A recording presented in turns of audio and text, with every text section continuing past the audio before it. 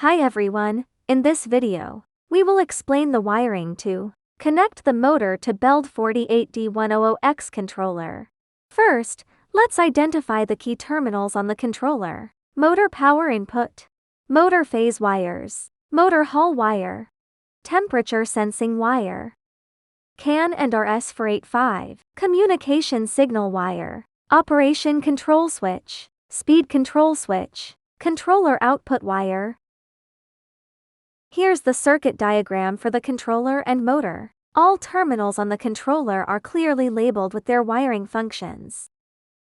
Phase wire, hall wire, temperature wire, controller output wire, RS485 communication, CAN communication, speed control port. In this demonstration, we're using analog control. Operation control port. Connect to 1 for forward rotation and to 2 for reverse rotation. Next we'll demonstrate controlling the motor. The motor's running now. Stop. Change the running direction. Then, we'll demonstrate the speed control. Increase the speed. Decrease the speed. Friendly reminder: do not operate without water supply.